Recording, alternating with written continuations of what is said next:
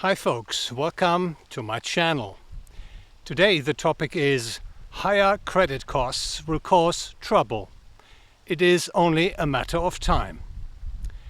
Those who have been predicting a recession in the US and an associated stock market crash seem to have a hard time.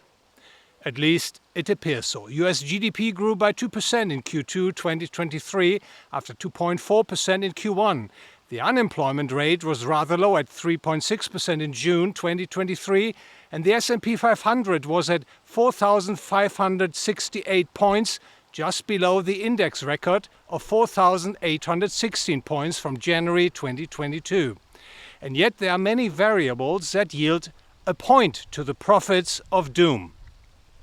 For instance, the period of high inflation has reduced people's and businesses' real incomes, lowering their demand for goods and services. The increase in credit costs, which began in early 2022 with the Fed hiking interest rates, should at least slow down consumption and investment and lead to more loan defaults. In addition, the US yield curve is severely inverted, signaling an imminent recession. Not to be forgotten is the downward pressure on asset prices, real estate in particular, caused by the rise in yields. This puts pressure on banks and makes them more cautious about taking on additional credit risk. The supply of loanable funds to consumers and businesses is drying up and becoming more expensive compared to the cheap and plentiful credit supply in the last decade. And when bank credit growth slows down, the growth of the money stock slows down as well. The latest data for the US, for instance, shows that bank lending growth has declined considerably, contracting 0.2% year-on-year in July, down from 10.1% year-on-year growth in August 2022. This in turn impacts the money stock M2, which fell by 3.5% year-on-year in July. It should be noted that in addition to bank lending, other factors were also at work here, such as interest rate reduced shifts from bank deposits included in M2 to those not included in M2, which contributed to the reduction in the US commercial bank money stock. While all this is undoubtedly the case, the time factor also must be considered in this context. Put simply, it takes time for higher credit costs and capital costs to impact the broader economy. In fact, the economic and financial effects of increased credit costs will materialize gradually over time, in small increments, so to speak. Borrowers typically have a debt maturity profile. This means that not all of the total debt will be due at the same time, but matures are spread out over the years.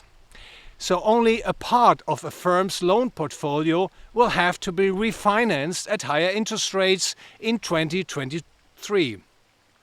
Over time, however, credit costs rise as a growing portion of the outstanding debt must be refinanced at higher interest rates. And in the course of this development, the trouble begins, and things start to get messy. Higher interest rate costs reduce firms' profits, while increased interest rates curb the demand for their goods and services. These are the typical conditions under which the economy slows down or even contracts.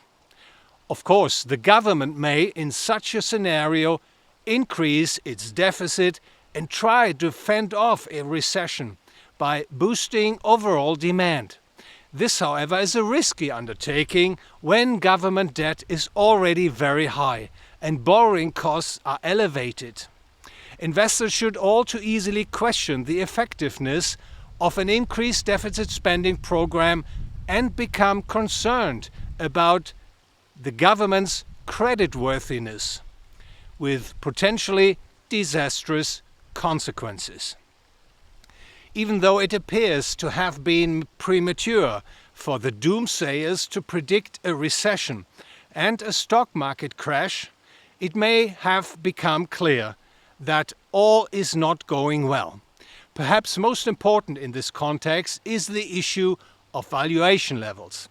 Clearly, the rise in interest rates in the last 18 months or so has already significantly impacted many asset markets.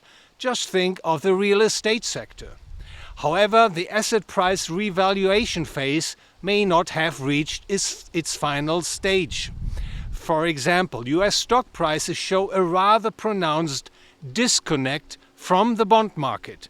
This in turn suggests that stock prices are either headed for a strong downward correction, granted bond prices remain at current levels or continue to fall, or that bond prices will correct upwards to support higher stock prices, or a combination of both, that is slightly lower stock prices accompanied by slightly higher bond prices. Undoubtedly, the key questions are: will interest rates remain at elevated levels, or will they continue to rise? Or will interest rates return to the downward trend they have been on since the early 1980s until around 2022? Answering these questions amounts to making a truly big call.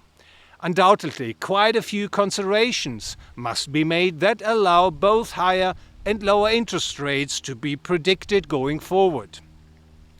Either way, the answer to these questions will most likely be compatible with making a case for holding at least some physical gold and silver. This is because higher interest rates are likely to result in a rather large-scale credit event, while further declining yields should signal the expected return to inflationary monetary policy. An attempt to boost asset prices, devalue the currency and overcome the recession, whatever it takes. Having said that, holding at least some physical gold and silver in one's portfolio is one way for investors to weather the storm that hasn't reared its ugly head yet, but it is coming. Thank you very much for your attention. If you enjoyed the video, please like it and share it. Ring the bell and please follow my channel.